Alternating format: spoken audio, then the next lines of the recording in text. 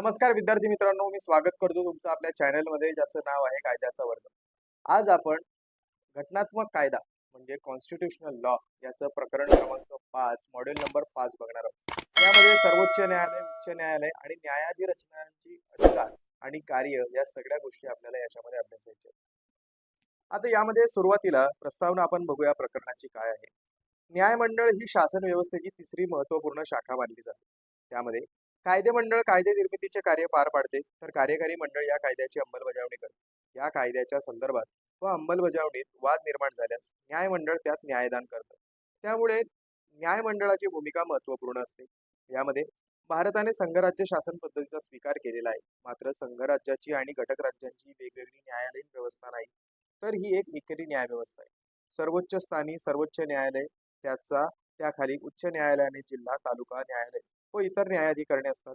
न्यायमंडळ राज्यघटनेतील नियमांचा अनुसरून न्यायदान करण्याचे कार्य करत असते.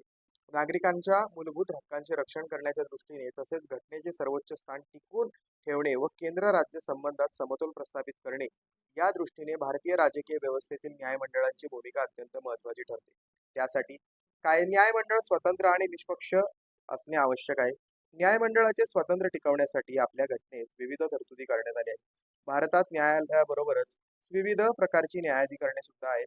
या न्यायाधिकरणांनाही न्यायालयाप्रमाणेच अधिकार, कक्षा, अधिकारकारी आणि कार्य करावी लागतात. आता आपण प्रश्न बघूयात की भारतीय राज्यघटनेअंतर्गत न्यायालयाचे स्वतंत्र राखण्यासाठी करण्यात आलेल्या तरतुदी नेमक्या कोणत्या? आता भारतीय राज्यघटनेचा आपण जेव्हा अभ्यास करतो तेव्हा आपल्या सर्वांच्या लक्षात येईल की भारतीय राज्यघटनेमध्ये न्यायालयाची स्वतंत्र व्यवस्था करण्यात आली आहे.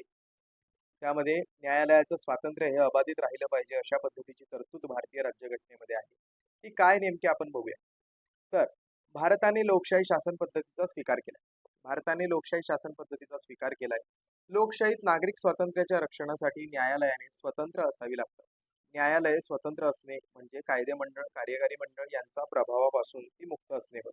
याचा अर्थ असा की न्यायदान करीत असताना कोणाच्याही प्रलोभनाला किंवा धाकदपटशाहीला बळी न पडता जेव्हा स्वतंत्र बुद्धीने न्यायाधीश न्यायदान करतात तेव्हा न्यायालयाचे स्वातंत्र्य निर्माण होते.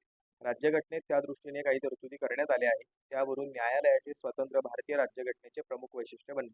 आता बघा, आपण बघितलं की भारतीय न्याय व्यवस्था ही स्वतंत्र आहे. त्याच्यावरती कोणत्याही राजकीय पद्धतीचा किंवा कुठल्याही कायदे मंडळाचा दबाव नसतो.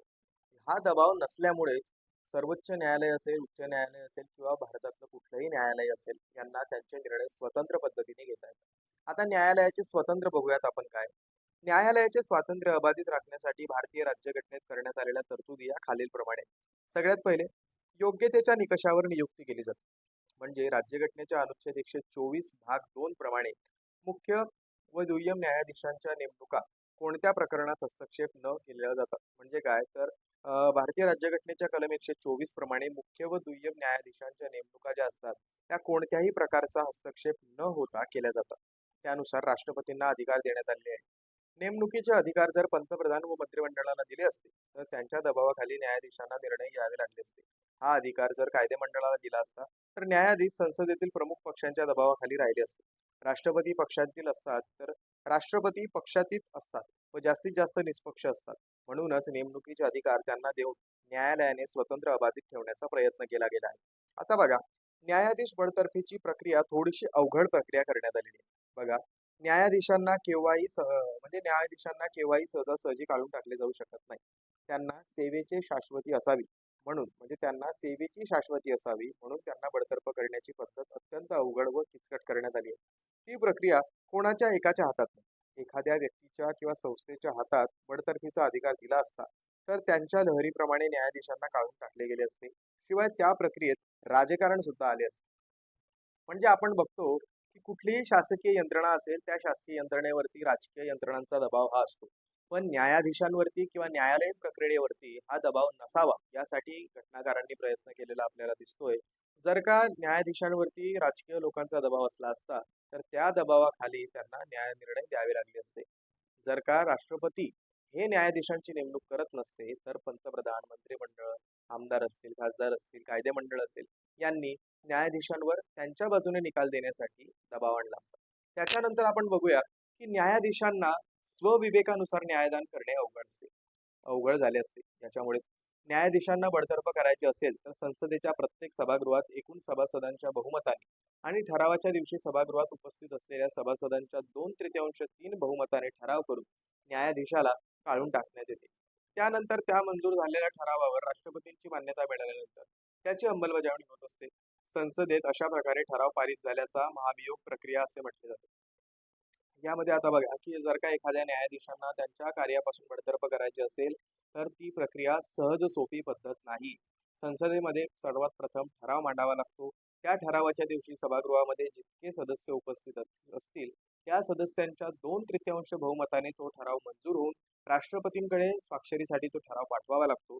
राष्ट्रपतींची स्वाक्षरी मिळाल्यानंतर त्या ठरावाची अंमलबजावणी होत असते. याच्यामध्ये केस लॉ बघा, न्यायमूर्ती SP सिंग यांची बडतर्फी करण्यात आली होती. भारतीय राज्यघटनेची अंमलबजावणी सुरू होण्यापूर्वी उच्च न्यायालयाचे न्यायाधीश SP सिन्हा यांना SP सिंग नाही, SP सिन्हा ते नाव आहे, यांना 1949 मध्ये 1935च्या भारत सरकारच्या अधिनियमानुसार पदावरून बडतर्फ केले गेले होते. आता न्यायमूर्ती रामास्वामी यांच्यावरील महाभियोगाचा खटला हा चालू गेला. आता याच्यामध्ये आपण परीक्षेमध्ये लिहित असताना फक्त केस लॉची हेडिंग जरी लिहिली आणि वर्ष जरी लिहिलं तरी आपल्याला भरपूर मार्क्स मिळतात, म्हणजे बऱ्यापैकी मार्क्स मिळतात. आपण एक्सप्लेनेशन नाही लिहिलं तरी चालतं, पण एक्सप्लेनेशन आपण लिहिलंच पाहिजे. त्यामुळे आपण एक्सप्लेनेशन थोडं स्किप करूया. त्यानंतर बघा, उच्च पात्रता. उच्च पात्रता म्हणजे काय? न्यायाधीशांची शपथ सांभाळणाऱ्या म्हणजे न्यायाधीश पद सांभाळणाऱ्या व्यक्ती कायदेतज्ञ, बुद्धिमान व उच्च प्रतीची पात्रता धारण करणारी असल्यास तरच खऱ्या अर्थाने स्वतंत्र बुद्धीने त्या न्यायदान करू शकतील. म्हणूनच भारतीय घटनेत असे स्पष्ट केलेले आहे की न्यायाधीश पदासाठी असलेली व्यक्ती उच्च न्यायालयात कमीत कमी 5 वर्ष सतत न्यायाधीश राहिलेली असावी किंवा उच्च न्यायालयात किमान 10 वर्ष खासगी वकिली त्याने केलेली असावी. म्हणजे जर का एखाद्या व्यक्तीला न्यायाधीश व्हायचे असेल तर न्यायाधीश पदासाठी ती व्यक्ती स्वतःच्या तार्किक बुद्धिमत्तेनुसार निर्णय घेण्यासाठी सक्षम असली पाहिजे, बुद्धिमान असली पाहिजे. त्यासाठीच ती कायदेतज्ञ सुद्धा असली पाहिजे.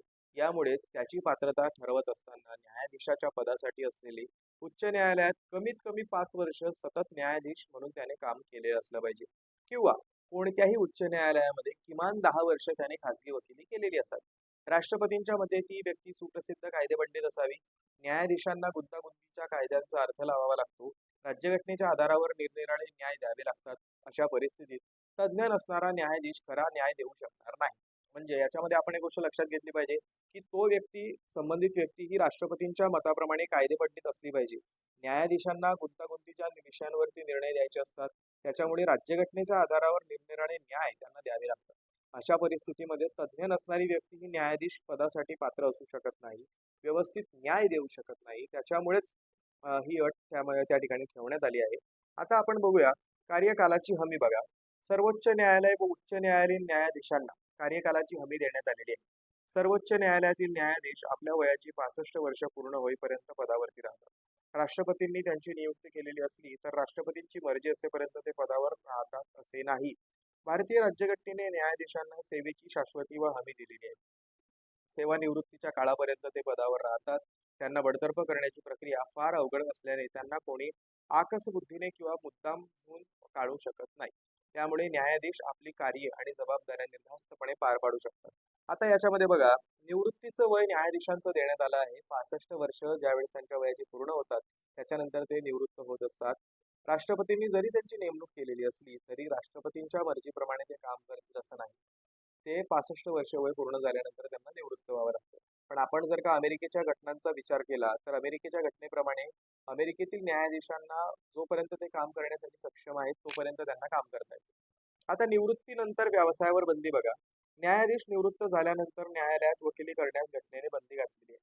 कारण उघड आहे, न्यायाधीशांनी ज्या उच्च पदावर निर्णय दिले त्या पदासमोर एखाद्या खटल्याची बाजू घेऊन त्यांनी उभे राहणे योग्य नाही. न्याय देणाऱ्या न्यायाधीशावरही या वकिलाचे दडपण येऊ शकते. त्यानुसार ही बंदी घालून न्यायालयाचे स्वतंत्र जपण्याचा प्रयत्न घटनाकारांनी केला आहे. म्हणजे बघा की न्यायाधीश निवृत्त झाल्यानंतर त्यांना स्वतःची स्वतंत्र वकिली व्यवसाय करता येत नाही. याची सुद्धा व्यवस्था भारतीय राज्यघटनेमध्ये करण्यात आली आहे. स्वतःचे अधिकारी नेमण्याचे अधिकार म्हणजे भारताच्या सर्वोच्च न्यायालयाला आपली स्वतंत्र यंत्रणा निर्माण करण्याचे म्हणजे न्यायालयाच्या अधिकारी वर्ग व नोकरी वर्ग नेमण्याचे अधिकार दिलेले आहेत. म्हणजे भारताचे जे सर्वोच्च न्यायालय आहे त्यांना आपली स्वतंत्र अशी यंत्रणा निर्माण करण्याचे न्यायालयाच्या अधिकारी वर्ग व नोकर वर्ग नेमण्याचा अधिकार देण्यात आला आहे. म्हणजे यासाठी त्यांना कार्यकारी मंडळावर अवलंबून राहण्याची गरज नाही. या यंत्रणेवर होणारा खर्चही संचित निधीतून होत असल्याने त्यासाठी कायदे मंडळाच्या मर्जीवर अवलंबून राहण्याची गरज नाही. त्यामुळे साहजिकच न्यायालयाने स्वतंत्र टिकून राहिले आहे. आता वर्तवणुकीबाबत चर्चा नाही म्हणजे काय? सर्वोच्च न्यायालयाच्या न्यायाधीशांनी आपली कर्तव्य पार पाडत असताना त्यांनी केलेल्या वर्तनाबाबत संसदेमध्ये किंवा कोणत्याही राज्य विधिमंडळामध्ये चर्चा करण्यास घटनेने मज्जाव केलेला आहे. याला अपवाद म्हणजे संसदेत महाभियोगाचा प्रस्ताव असेल तर याबाबत चर्चा म्हणजे संसदेमध्ये किंवा विधिमंडळामध्ये न्यायाधीशांनी दिलेला न्याय निर्णय त्याच्यावरती चर्चा करता येत नाही, त्याच्यावरती टीका करता येत नाही. हे स्वतंत्र न्यायाधीशांचे अबाधित ठेवण्यात आले. आता बघा, न्यायाधिकरणाचा संकोच करता येत नाही म्हणजे काय? न्यायालयाचे अधिकार क्षेत्र किंवा अधिकार कमी करण्याची अधिसत्ता संसदेला नाही. विविध स्वरूपाच्या न्यायाधिकारांनी क्षेत्राची हमी राज्यघटनेने न्यायालयांना दिलेली आहे. तथापि संसद न्यायालयाच्या न्यायाधिकार क्षेत्रात वाढ करू शकते. कार्यकारी मंडळापासून स्वतंत्र म्हणजे सार्वजनिक हितासाठी राज्य संस्थेने न्यायमंडळ कार्यकारी मंडळापासून विभक्त अलग करण्यासाठी पावले उचलावीत असे निर्देश घटनेने दिलेले आहेत. याचाच अर्थ कार्यकारी मंडळाकडे कोणतेही न्यायालय अधिकार असतील तसेच न्यायालयीन प्रशासन व्यवस्थेत कार्यकारी मंडळाला कोणतीच भूमिका नसेल. आता बघा, न्यायालयीन सक्रियता ही संज्ञा स्पष्ट करून न्यायालय सक्रिय होण्याची कारणे विशद करा. म्हणजे न्यायालय हे सक्रिय असतं, त्या न्यायालयाच्या सक्रियची आणि ही संकल्पना आपल्याला स्पष्ट करायची आहे आणि त्यासोबतच कारणे विशद करायची. भारतात शासनाचे कायदेमंडळ, कार्यकारी मंडळ व न्यायमंडळ अशी तीनही अधिकारांचे अधिकार, कर्तव्य, कार्यक्षेत्र व जबाबदाऱ्या निश्चित केलेल्या आहेत. त्यानुसार प्रत्येक घटकाने आपली कार्य व जबाबदाऱ्या योग्य तऱ्हेने पार पाडाव्या अशी अपेक्षा असते. मात्र तसे न घडल्यास नागरिकांमध्ये अस्वस्थता निर्माण होते आणि ते न्यायालयामध्ये धाव घेतात. त्यामुळे कायदेमंडळ आणि कार्यकारी मंडळ यांच्या कार्यक्षेत्रात न्यायालयाचा प्रवेश होतो. त्यालाच न्यायालयीन सक्रियता असे म्हटले जाते. म्हणजे बऱ्याच वेळेस काय होतं की कायदेमंडळ आणि कार्यकारी मंडळाच्या कामापासून लोक संतुष्ट नसतात. त्याच्यामुळे त्यांच्यावरती अन्याय झाल्याची भावना जेव्हा त्यांच्यात निर्माण होते तेव्हा ते न्यायालयात जात असतात आणि मग त्यांच्या या प्रक्रियेमध्ये न्यायालयाचा हस्तक्षेप होत असतो आणि त्यावेळेस खऱ्या अर्थाने न्यायालयाची सक्रियता आपल्याला बघायला मिळते. आता आपण बघूयात की न्यायालयीन सक्रियतेचा नेमका अर्थ काय? ज्या बाबींची पूर्तता करणे ती वास्तविकपणे कायदेमंडळ व कार्यकारी मंडळांची जबाबदारी असते अशा बाबींमधील जेव्हा न्यायालय निर्णय देत असतं अशा वेळी न्यायालय सक्रिय झाले असे म्हटले जाते. थोडक्यात काय? न्यायालयीन सक्रियता म्हणजे ज्या प्रश्नांवर कार्यकारी मंडळ आणि कायदेमंडळ यांनी धोरणात्मक पुढाकार घेऊन आवश्यक असते तेथे अशा प्रश्नांवर न्यायालयाकडून पुढाकार घेण्याची जनतेने अपेक्षा करणे आणि न्यायालयाने ती पूर्ण करणे होय. न्यायालयांनी केवळ कायद्याचा अर्थ न लावता तो कसा असावा हे सांगणे या ठिकाणी अपेक्षित आहे. म्हणजे न्यायालयाने फक्त कायद्याचा अर्थ न लावता तो कायदा कसा असला पाहिजे हे सुद्धा सांगणे अपेक्षित आहे. उदाहरणार्थ, पर्यावरणाची काळजी घेणे, तुरुंगातील कैद्यांविषयी विविध तरतुदी करणे, विविध प्रकरणांची न्याय चौकशी करणे यांसारख्या बाबींवर कारवाई करणे हे कार्यकारी व कायदे मंडळाचे काम आहे. आता मात्र अलीकडील काळात या दोन शाखांच्या निष्क्रियतेमुळे न्यायालय त्याबाबत सक्रिय झाली असून त्याबाबत निर्णय देत असल्याचे दिसून येते. आता न्यायालयीन सक्रिय होण्याची कारणे काय? न्यायालय सक्रियेचे आपण अर्थ बघितला की ज्या गोष्टींसाठी कार्यकारी मंडळ कायदे मंडळाने काम केलं पाहिजे त्यावेळेस ते काम करत नाही तेव्हा न्यायालयाला त्यामध्ये हस्तक्षेप करावा लागतो. न्यायालयाचे सक्रिय होण्याचे कारण काय? तर सरकारची सर्वात प्रथम निष्क्रियता. जनतेने वर्षानुवर्ष सरकारकडे दाद मागू नये जेव्हा सरकार निष्क्रिय राहते त्यामुळे जनता न्यायालयाकडे धाव घेत असते. त्यासाठी जनहित याचिका हा मार्ग स्वीकारला जातो. कल्याणकारी राज्याच्या संकल्पनेत सामाजिक न्यायाची संकल्पना अंतर्भूत असते. ज्यावेळेस शासनाकडून किंवा संस्थेकडून किंवा एखाद्या व्यक्तीकडून सार्वजनिक हिताचा वादा होईल असे कृत्य घडत असते त्यावेळेस सार्वजनिक हितासाठी न्यायमंडळाने त्याला प्रतिबंध करणे हे न्यायमंडळाचे कार्य मानले जाते. काटेकोर नियमांचा आणि गुंतागुंतीच्या कार्यपद्धतीचा आग्रह थोडा बाजूला ठेवून न्यायालयांनी आस्थेवाईक व सामाजिक जाणीवा असलेल्या कार्यकर्त्यांनी नागरिकांच्या वतीने सादर केलेल्या याचिका स्वीकारण्याची तयारी 1970 पासून दाखविलेली दिसून. आता बघा की न्यायालयीन सक्रियता म्हणजे काय? तर जनतेने वर्षानुवर्ष सरकारकडून दाद मागू नये जेव्हा त्यांना न्याय मिळत नाही तेव्हा जनता सरतेशेवटी न्यायालयात जात असते. त्याला जनहित याचिका म्हणत असतात. जनहित याचिका कुणीही दाखल करू शकतं सरकारच्या विरोधामध्ये किंवा सुमोटो जारी करून न्यायालय हे स्वतः एखाद्या विषयाची तपासणी करू शकतं. आता न्यायालयीन प्रकरणावरील वाढती विश्वास बघा. जनतेने वेळोवेळी दाखल केलेल्या जनहित याचिकेचा सर्वोच्च न्यायालयाने विचार करून विनंतीप्रमाणे आदेश दिले आहेत. जनतेने वर्षानुवर्ष अशा प्रश्नांकडे सरकारचे लक्ष वेधून योग्य ती कारवाई करण्याची अपेक्षा असते. परंतु शासनाकडून काही कारवाई न केल्या गेल्याने सरकारपेक्षा न्यायालय आपल्या भावनांची अधिक दखल घेत असा अनाठायी विश्वास जनतेमध्ये निर्माण होतो. आता न्यायालयाचे स्वतंत्र यामध्ये आपल्याला देण्यात आलं आहे. भारतात न्यायमंडळ स्वतंत्र आहे. न्यायालयांना कित्येक प्रसंगी लोकांना न पटणारे परंतु न्याय असे निर्णय घ्यावे लागतात. कायदे मंडळात जनतेचा पाठिंबा असतो. जनतेला रुचणारे निर्णय घेण्याचे त्यांच्यावर बंधन असते. लोकप्रियता प्राप्त करण्याच्या हेतूने राजकारणी लोक जनतेला पटणारे निर्णय घेतात. न्यायालय मात्र जनतेच्या हिताची काळजी घेते. त्यामुळे लोक न्यायालयाकडे धाव घेत असतात. आता नैसर्गिक न्यायाचं तत्व काय बघा, प्रत्येकाला न्याय देणे हे न्यायमंडळाचे काम आहे. न्यायालय फक्त न्याय व अन्याय एवढेच तपासते. त्यामुळे सर्वांना समान दर्जा दिला जातो किंवा नाही हे पाहणे न्यायालयाचे काम असते. भारतीय न्यायव्यवस्थेत राज्यघटनेने संघराज्य व्यवस्थेचे आणि नागरिकांच्या मूलभूत हक्कांचे रक्षण करण्याची घटनात्मक जबाबदारी आहे. ज्या ज्या वेळी या तीनही गोष्टींना धक्का पोहोचण्याची स्थिती निर्माण झाली त्या त्यावेळी सर्वोच्च न्यायालयाने आपल्या निर्णयाद्वारे हस्तक्षेप करून त्यांचे रक्षण केले. भारतात न्यायालयीन सक्रियेतून सामाजिकदृष्ट्या महत्वाची कामगिरी होत असते. आता यामध्ये महत्वाचे खटले आहेत. हुसेन आर खातून विरुद्ध बिहार राज्य, शील बारसे विरुद्ध महाराष्ट्र राज्य, सुनील बत्रा विरुद्ध दिल्ली प्रशासन आणि हवाला खटला या प्रकरणाची पद्धतीची खटले यामध्ये आपल्याला बघायला मिळतात.